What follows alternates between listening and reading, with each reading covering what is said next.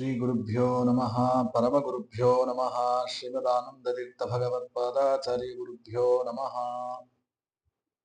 ಆಪದಾಮಪಹರ್ತಾರಂ ದಾತಾರಂ ಸರ್ವಸಂಪದಾಂ ಲೋಕಾಭಿರಾಮಂ ಶ್ರೀರಾಮಂ ಭೂಯೋ ಭೂಯೋ ನಮಾಮ್ಯಹಂ. ಅಭ್ರಮಂ ಭಂಗರಹಿತಂ ಅಜಡಂ ವಿಮಲಂ ಸದಾ ಆನಂದತೀರ್ಥಮತುಲಂ ಭಜೆ ತಾಪತ್ರಯಾಪಹಂ. ತಪೋ ವಿದ್ಯಾ ವಿರಕ್ತ್ಯಾದಿ ಸದ್ಗುಣೌಘಾಕರಾನಹಂ ವಾದಿರಾಜ ಗುರುನ್ ವಂದೇ ಹಯಗ್ರೀವ ಪದಾಶ್ರಯಾನ್. ಪೂಜ್ಯಾಯ ರಾಘವೇಂದ್ರಾಯ ಸತ್ಯಧರ್ಮರತಾಯ ಚ ಭಜತಾಂ ಕಲ್ಪವೃಕ್ಷಾಯ ನಮತಾಂ ಕಾಮಧೇನವೇ. ಅಜ್ಞಾನತಿಮಿರಚ್ಛೇದಂ ಬುದ್ಧಿಸಂಪತ್ಪ್ರದಾಯಕಂ ವಿಜ್ಞಾನವಿಮಲಂ ಶಾಂತಂ ವಿಜಯಾಖ್ಯಗುರುಂ ಭಜೆ. ಗೋಪಪ್ರಕರ ಸಂಕಾಶಂ ಗೋಪಾಲಾರ್ಥನ ತತ್ಪರಂ ಗೋದೇವ ವಂದ್ಯಪಾದಾಬ್ಜಂ ಗೋಪಾಲಾಖ್ಯ ಗುರುಂ ಭಜೆ. ಜಲಜ್ಯೇಷ್ಠ ನಿಭಾಕಾರಂ ಜಗದೀಶ ಪದಾಶ್ರಯಂ ಜಗತೀತಲ ವಿಖ್ಯಾತಂ ಜಗನ್ನಾಥ ಗುರುಂ ಭಜೆ. ಪೃಥ್ವೀಮಂಡಲ ಮಧ್ಯಸ್ಥಾಃ ಪೂರ್ಣಬೋಧಮತಾನುಗಾಃ ವೈಷ್ಣವಾಃ ವಿಷ್ಣುಹೃದಯಾಃ ತನ್ನಮಸ್ಯೆ ಗುರುನ್ ಮಮ. ಶ್ರೀ ಗುರುಭ್ಯೋ ನಮಃ. ಹರಿ ಓಂ.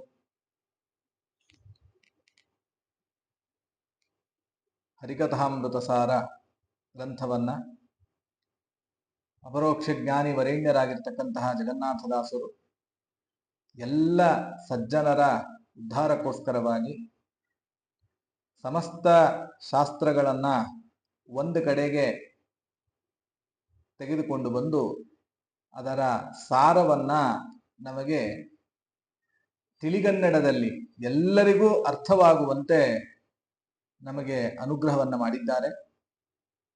ಒಟ್ಟು 32 ಸಂಧಿಗಳಲ್ಲಿ ರಚನೆ ಆಗಿರ್ತಕ್ಕಂತಹ ಗ್ರಂಥ. ಭಾಮಿನಿ ಷಟ್ಪದಿಯಲ್ಲಿ ನಮಗೆ ಈ ಪದ್ಯಗಳನ್ನ ನೀಡಿದ್ದಾರೆ. ಸಮಸ್ತ ಮಧ್ವ ಸಿದ್ಧಾಂತದ ಎಲ್ಲ ಪ್ರಮೇಯ ಭಾಗಗಳನ್ನು ಕೂಡ ಒಂದು ಕಡೆಗೆ ನಮಗೆ ನೀಡಿ ಮಹದುಪಕಾರವನ್ನ ಮಾಡಿರ್ತಕ್ಕಂತಹ ಜಗನ್ನಾಥದಾಸರ ಈ ಹರಿಕಥಾಮೃತ ಸಾರವನ್ನ ಪ್ರತಿನಿತ್ಯ ಅವಶ್ಯವಾಗಿ ಪಾರಾಯಣ ಮಾಡಬೇಕು. 32 ಸಂಧಿಗಳನ್ನು ಪಾರಾಯಣ ಮಾಡಬೇಕು. ಸಾಧ್ಯವಾದಲ್ಲಿ ಮಾಡೋರು ತುಂಬಾ ಜನ ಇದ್ದಾರೆ ಇವತ್ತಿಗೂ ಕೂಡ. 32 ಸಂಧಿಗಳ ನಮಗೆ ಸಾಧ್ಯ ಆಗ್ತಾ ಇಲ್ಲ ಅಂತಂದ್ರೆ ಕೆಲವು ಸಂಧಿಗಳನ್ನಾದ್ರೂ ಪಾರಾಯಣ ಮಾಡಬೇಕು. ಮಂಗಳಾಚರಣ ಸಂಧಿಯನ್ನೋ ಅಥವಾ ಕಕ್ಷಾತಾರತಮ್ಯ ಸಂಧಿಯನ್ನಾದ್ರೂ ಪಾರಾಯಣ ಮಾಡಬೇಕು. ಇದು ನಮಗೆ ಮಾಡಕ್ಕಾಗ್ತಾ ಇಲ್ಲ ಅಂತಂದ್ರೆ ಕಡೆ ಪಕ್ಷ ಒಂದು ಸಂಧಿಯನ್ನಾದ್ರೂ ಪಾರಾಯಣ ಮಾಡಬೇಕು. ವಿಘ್ನೇಶ್ವರ ಸ್ತೋತ್ರ ಸಂಧಿಯನ್ನ ಸಾಮಾನ್ಯವಾಗಿ ಎಲ್ಲರೂ ಪಾರಾಯಣ ಮಾಡುವಂತಹ ಕ್ರಮ ಇದೆ. ಮಂಗಳಾಚರಣ ಸಂಧಿಯನ್ನು ಮಾಡುವಂತಹ ಒಂದು ಸಂಪ್ರದಾಯ ಇದೆ. ಇರ್ಲಿ, ಒಂದು ಸಂಧಿಯನ್ನಾದ್ರೂ ಪಾರಾಯಣ ಮಾಡಬೇಕು. ಒಂದು ಸಂಧಿಯನ್ನ ಪಾರಾಯಣ ಮಾಡ್ಲಿಕ್ಕಾಗ್ಲಿಲ್ಲ ಅಂತಂದ್ರೆ ಕಡೆಯ ಪಕ್ಷ ಒಂದು ಪದ್ಯವನ್ನಾದರೂ ಸ್ಮರಣೆಯನ್ನ ಮಾಡಿದಾಗ ಅರ್ಥ ಸಹಿತ ಅನುಸಂಧಾನಕ್ಕೆ ನಾವು ತೆಗೆದುಕೊಂಡು ಬಂದಾಗ ವಿಶೇಷವಾಗಿರ್ತಕ್ಕಂತಹ ಫಲ ಅದಕ್ಕೂ ಇದೆ. ಇಂತಹ ಹರಿಕಥಾಮೃತ ಸಾರ ಗ್ರಂಥವನ್ನ ಇವತ್ತಿನಿಂದ ಆರಂಭ ಮಾಡಿಕೊಂಡು ಯಥಾಶಕ್ತಿ ಯಥಾಮತಿ ಯಥಾ ಯೋಗ್ಯತೆಯ ಇದರ ಚಿಂತನೆಯನ್ನ ಮಾಡುವಂತಹ ಒಂದು ಪ್ರಯತ್ನವನ್ನ ತಮ್ಮೆಲ್ಲರ ಮುಂದೆ ಮಾಡ್ತಾ ಇದ್ದೇನೆ.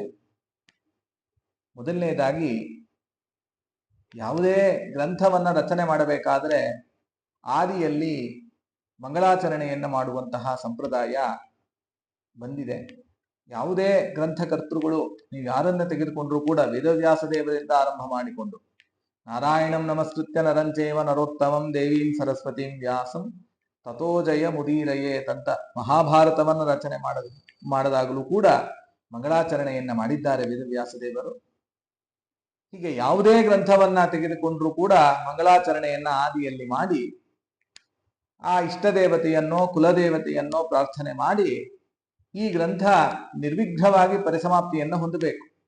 ಈ ಗ್ರಂಥವನ್ನ ಪ್ರವಚನ ಮಾಡ್ತಾ ಇರಬೇಕಾದ್ರೆ ಅಥವಾ ಈ ಗ್ರಂಥವನ್ನ ಬರೀತಾ ಇರಬೇಕಾದ್ರೆ ಹೇಳ್ತಾ ಇರಬೇಕಾದ್ರೆ ಯಾವುದೇ ರೀತಿಯಾದಂತಹ ವಿಘ್ನಗಳು ಬಾರದೇ ಇರಲಿ ಅಂತ ಹೇಳಿ ಈ ಗ್ರಂಥದಲ್ಲಿ ಜಗನ್ನಾಥದಾಸರು ಏನು ಮಾಡ್ತಾ ಇದ್ದಾರೆ, ಮೊದಲನೇದಾಗಿ ಮಂಗಳಾಚರಣ ಸಂಧಿ ಅಥವಾ ಇದನ್ನ ನಾಂದಿ ಸಂಧಿ ಅಂತನೂ ಕರೀತಾ ಇದ್ದಾರೆ. ಈ ಮಂಗಳಾಚರಣ ಸಂಧಿಯಲ್ಲಿ ನಮಗೆ ತಾರತಮ್ಯೋಕ್ತವಾಗಿ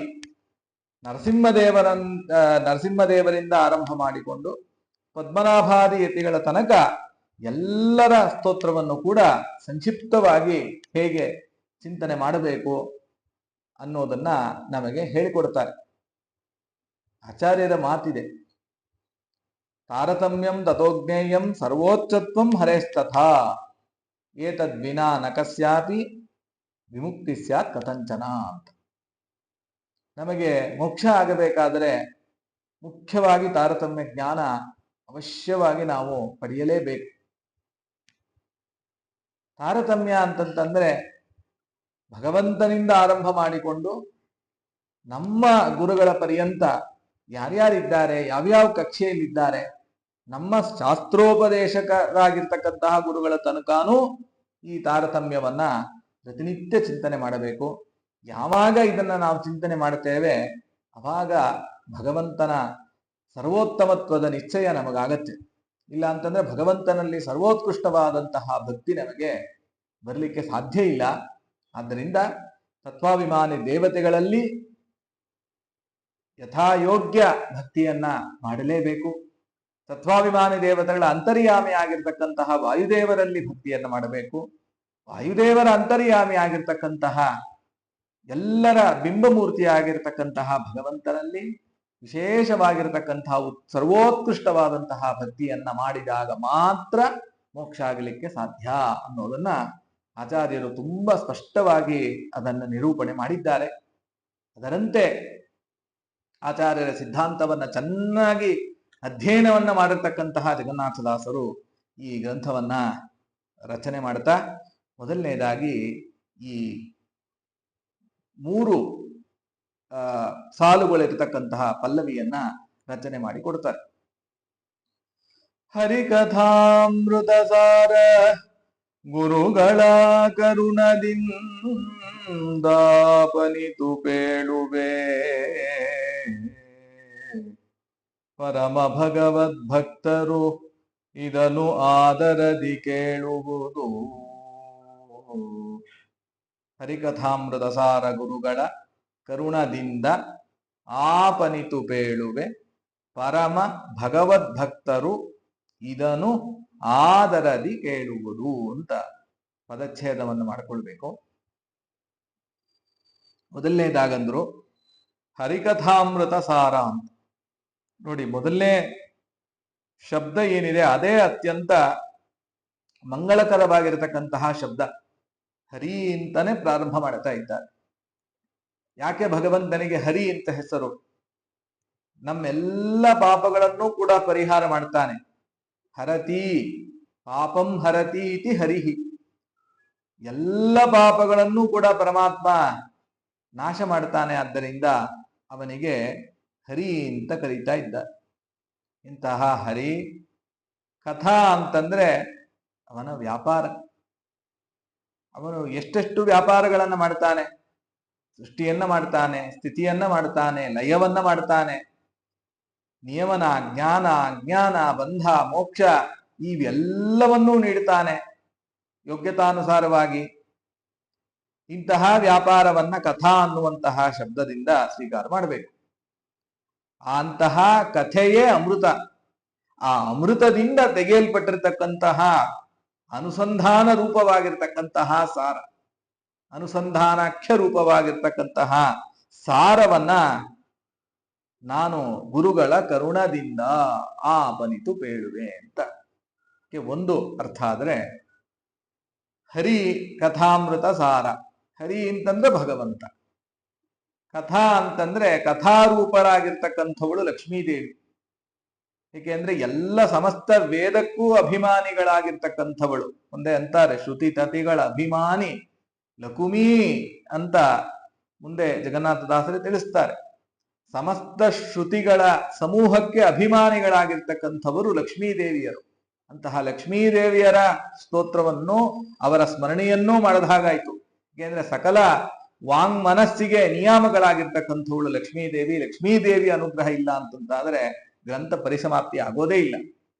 ಆದ್ದರಿಂದ ಭಗವಂತ, ಲಕ್ಷ್ಮೀದೇವಿ, ಆಮೇಲೆ ಅಮೃತ.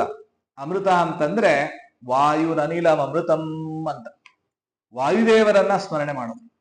ಯಾಕೆಂದ್ರೆ ಅವರಿಗೆ ಮೃತಿಯೇ ಇಲ್ಲ, ಮರಣವೇ ಇಲ್ಲ, ಆದ್ದರಿಂದ ಅವರನ್ನ ಅಮೃತ ಅಂತ ಕರೀತಾ ಇದ್ದಾರೆ. ಮತ್ತಷ್ಟೇ ಅಲ್ಲ, ಅಮೃತ ಅಂದ್ರೆ ಮೋಕ್ಷ ಅಂತ ಅರ್ಥ. ನಮಗೆ ಮೋಕ್ಷ ಆಗಬೇಕಾದ್ರೆ ವಾಯುದೇವರ ವಿಶೇಷವಾಗಿರ್ತಕ್ಕಂತಹ ಅನುಗ್ರಹ ಬೇಕೇ ಬೇಕು. ಭಗವಂತನ ನಂತರದಲ್ಲಿ ಭಗವಂತನ ಆಜ್ಞೆಯಿಂದ ಮೋಕ್ಷವನ್ನ ಕೊಡಲಿಕ್ಕೆ ಸಾಮರ್ಥ್ಯ ವಾಯುದೇವರಿಗಿದೆ. ವಿಷ್ಣುರ್ಹಿದಾತ ಮೋಕ್ಷಸ್ಯ ವಾಯುಶ್ಚ ತದನುಜ್ಞೆಯ ಅಂತ ಆಚಾರ್ಯರು ತಿಳಿಸ್ತಾರೆ. ಆದ್ರಿಂದ ಭಗವಂತನ ನಂತರದಲ್ಲಿ ಮೋಕ್ಷವನ್ನ ಕೊಡಲಿಕ್ಕೆ ಲಕ್ಷ್ಮೀದೇವಿಯನ್ನ ಇಟ್ಕೋಣ. ಲಕ್ಷ್ಮೀದೇವಿಯನ್ನೂ ಇಟ್ಕೊಂಡು ಆಮೇಲೆ ಮೋಕ್ಷವನ್ನ ಕೊಡಲಿಕ್ಕೆ ಯಾರಿಗೆ ಮಾತ್ರ ಸಾಮರ್ಥ್ಯ ಅಂತಂದ್ರೆ ಅದು ವಾಯುದೇವರಿಗೆ ಮಾತ್ರ. ಆದ್ರಿಂದ ಅಮೃತ ಅನ್ನೋ ಶಬ್ದದಿಂದ ಅದನ್ನ ವಾಯುದೇವರನ್ನ ಸ್ಮರಣೆ ಮಾಡಿದ್ದಾರೆ.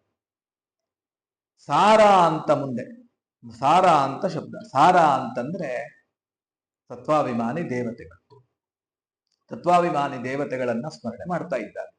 ಆದ್ರಿಂದ ಈ ಹರಿಕಥಾಮೃತ ಸಾರ ಅನ್ನೋ ಒಂದು ಪದ್ಯ ಏನಿದೆ, ಈ ಶಬ್ದ ಏನಿದೆ, ಈ ಶಬ್ದವೇ ತಾರತಮ್ಯವನ್ನ ತಿಳಿಸ್ತಾ ಇದೆ ಅಂತನ್ನೋದು ಕೂಡ ನಾವು ಇಲ್ಲಿ ಚಿಂತನೆಯನ್ನ ಮಾಡ್ಲಿಕ್ಕೆ ಬರುತ್ತೆ. ಯಾವುದೇ ಗ್ರಂಥ ರಚನೆ ಆದಾಗ್ಲೂ ಕೂಡ 4 ಇರಬೇಕು, ನಮಗೆ ಗೊತ್ತಿದೆ. ಯಾವುದು? ವಿಷಯ, ಅಧಿಕಾರಿ, ಸಂಬಂಧ, ಪ್ರಯೋಜನ ಅಂತ 4. ಇದನ್ನ ಅನುಬಂಧ ಚತುಷ್ಟಯ ಅಂತ ಕರಿತೀವಿ. ಈ ಅನುಬಂಧಗಳಿರ್ಲೇಬೇಕು.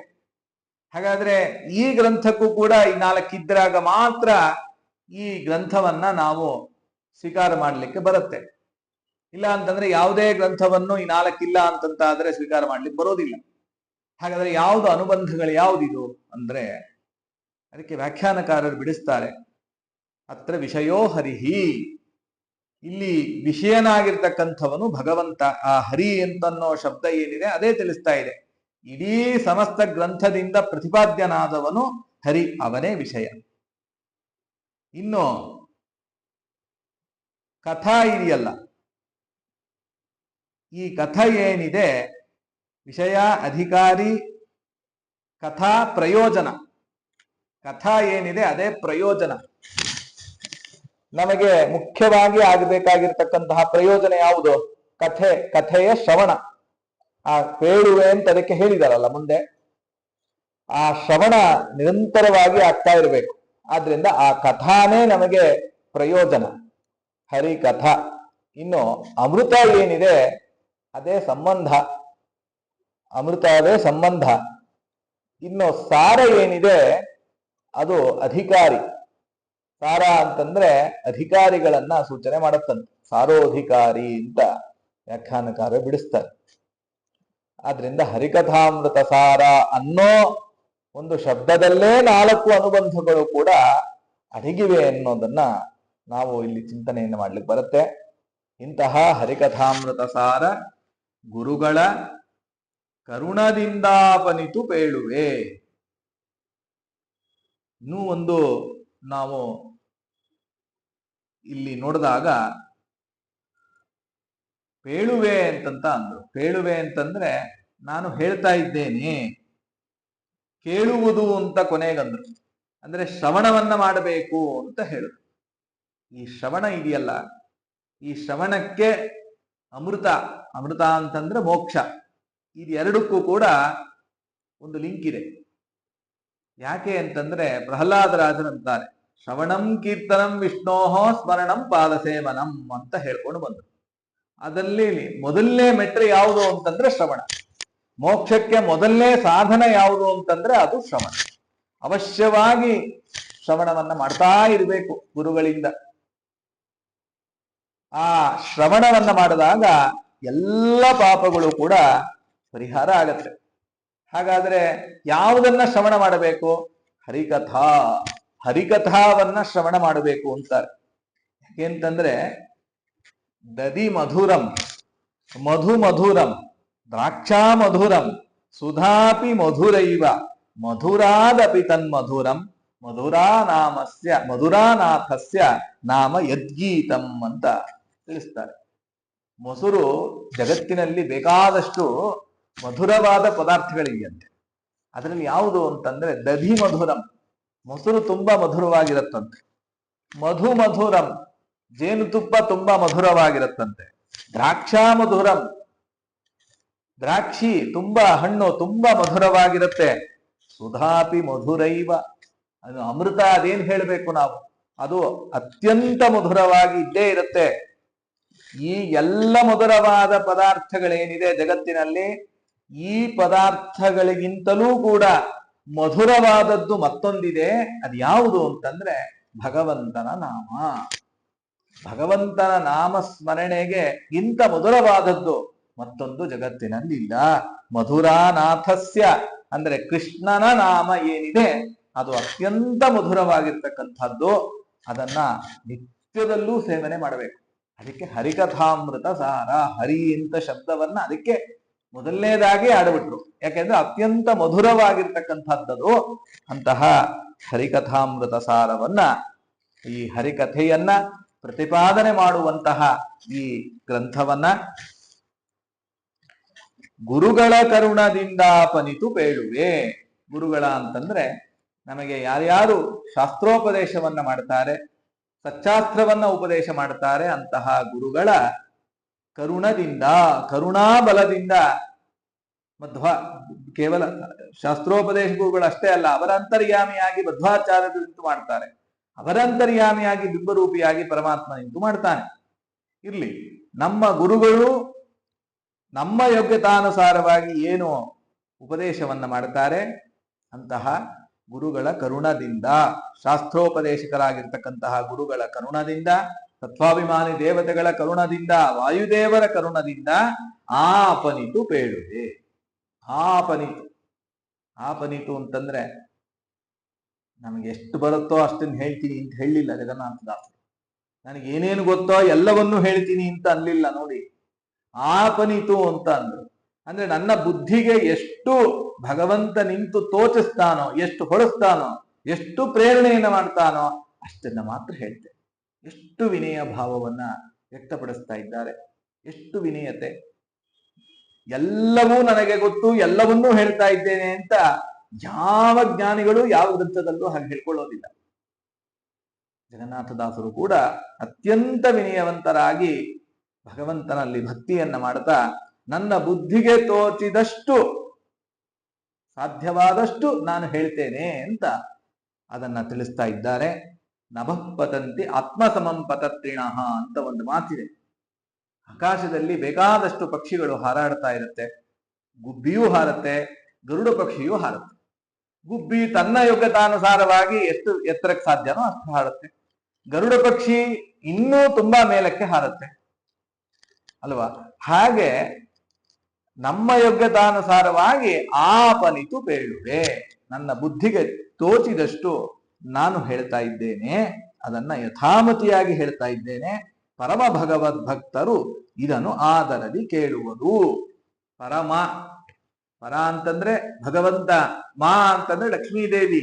ಇವರಿಬ್ಬರಲ್ಲೂ ಶ್ರೇಷ್ಠವಾಗಿರ್ತಕ್ಕಂತಹ ಭಕ್ತಿಯನ್ನ ಯಾರು ಮಾಡ್ತಾ ಇದ್ದಾರೆ ಅವರು ಪರಮ ಭಗವದ್ ಭಕ್ತರು. ಅಷ್ಟೇ ಅಲ್ಲ, ಯಾರು ನಿಷ್ಕಾಮ ಭಾವನೆಯಿಂದ ಯಾವುದೇ ಅಪೇಕ್ಷೆ ಇಲ್ಲದೆ ಪರಮಾತ್ಮನಲ್ಲಿ ಭಕ್ತಿಯನ್ನ ಮಾಡ್ತಾ ಇರ್ತಾರೆ ಅವರೆಲ್ಲರೂ ಪರಮ ಭಗವದ್ ಭಕ್ತರು. ಏಕೆಂದ್ರೆ ನಾವು ಸಾಮಾನ್ಯವಾಗಿ ನಾವೆಲ್ಲ ಕರ್ಮಗಳನ್ನ ಮಾಡ್ತಾ ಇದ್ದೀವಿ ಅಂತಂದ್ರೆ ಅದರ ಉದ್ದೇಶ ಏನೋ ಒಂದು ಇದ್ದೇ ಇರುತ್ತೆ. ಏನೋ ರಾಯರ ಸೇವೆ ಮಾಡಿದ್ವಿ, ಮುಖ್ಯ ಪ್ರಾಣದೇವರ ಸೇವೆ ಮಾಡಿದ್ವಿ ಅಂತಂದ್ರೆ ಅದ್ರ ಹಿಂದೆ ಏನೋ ಒಂದು ಉದ್ದೇಶವನ್ನ ಇಟ್ಕೊಂಡೇ ನಾವೆಲ್ಲರೂ ಸಾಮಾನ್ಯವಾಗಿ ಮಾಡ್ತೇವೆ. ಆದರೆ ಜ್ಞಾನಿಗಳಾದವರು ಆ ರೀತಿಯಾಗಿ ಮಾಡೋದಿಲ್ಲ. ಏನ್ ಮಾಡ್ತಾರೆ? ನಿಷ್ಕಾಮ ಭಾವನೆಯಿಂದ ಕೇವಲ ವಿಷ್ಣು ಪ್ರೇರಣೆಯ ವಿಷ್ಣು ಪ್ರೀತ್ಯರ್ಥಂ ಅಂತ ಭಗವಂತನ ಪ್ರೇರಣಾನುಸಾರವಾಗಿ ಭಗವಂತನಿಗೆ ಇದು ಪ್ರೀತಿಯಾಗಲಿ ಅಂತ ಕೇವಲ ಆ ಭಾವನೆಯಿಂದ ಮಾತ್ರ ಮಾಡ್ತಾರೆ. ಅದಕ್ಕೂ ದೃಷ್ಟಾಂತ ಕೊಡ್ತಾರೆ. ಮೋಡ ಬಂದಾಗ ನವಿಲು ತಾನು ಗರಿಗೆದರಿ ತಾನು ಕುಣಿಲಿಕ್ಕೆ ಶುರು ಮಾಡುತ್ತೆ. ಏನು ಪ್ರಯೋಜನ ಇಲ್ಲ ಅದಕ್ಕೆ, ಆದರೂ ಅದಕ್ಕೆ ಒಂದು ರೀತಿಯ ಆನಂದ ಆಗತ್ತೆ.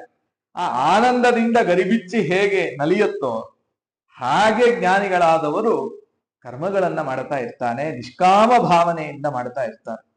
ಅಂತಹ ಪರಮ ಭಗವದ್ ಭಕ್ತರೇನಿದ್ದಾರೆ ಅವರು ಅತ್ಯಂತ ಆದರದಿಂದ, ಪರಮಾದರದಿ, ಅತಿಶಯವಾದಂತಹ ವಿಶ್ವಾಸದಿಂದ ಇದನ್ನ ಕೇಳುವುದು, ಶ್ರವಣವನ್ನ ಮಾಡಿ ಅಂತ ಇದನ್ನ ತಿಳಿಸ್ತಾರೆ. ಆದರೆ ಹೇಗಿರ್ಬೇಕು ಅಂತಂದ್ರೆ ಅದಕ್ಕೆ ಸಂಕರ್ಷಣ ಒಡೆಯರು ಬರೀತಾರೆ, ಆದರ ಅನ್ನೋದು ಕೇವಲ ವಿಶ್ವಾಸದ ಅತಿಶಯತೆ ಅಂತ ಅಷ್ಟೇ ಅಲ್ಲ, ನಾವು ಈ ಗ್ರಂಥವನ್ನ ಕೇಳ್ತಾ ಇರಬೇಕಾದ್ರೆ ನಮ್ಮ ಮುಖದಲ್ಲಿ ಉತ್ಸಾಹ ಇರ್ಬೇಕಂತೆ. ಉತ್ಸಾಹ ಇರಬೇಕು, ಉಲ್ಲಾಸ ಇರಬೇಕು. ಅದರಿಂದ ಭರಿತರಾಗಿ ಈ ಗ್ರಂಥವನ್ನ ಶ್ರವಣ ಮಾಡ್ತಾ ಇರಿ, ಶ್ರವಣ ಮಾಡಬೇಕು ಅಂತ ಅದನ್ನ ತಿಳಿಸ್ತಾರೆ. ಪರಮಾದರದಿಂದ ಕೇಳುವುದು ಅಂತ ಇದನ್ನ ತಿಳಿಸಿ ಮುಂದೆ ಏನ್ ಹೇಳ್ತಾರೆ ಅನ್ನೋದನ್ನ ಮುಂದಿನ ಪ್ರವಚನದಲ್ಲಿ ನೋಡೋಣ. ಹರಿಕಥಾಮೃತ ಸಾರ ಗುರುಗಳ ಕರುಣದಿಂದಾಪನಿತು ಪೇಳುವೆ, ಪರಮ ಭಗವದ್ಭಕ್ತರು ಇದನ್ನು ಆದರದಿ ಕೇಳುವುದು. ಕೃಷ್ಣಾರ್ಪಣ.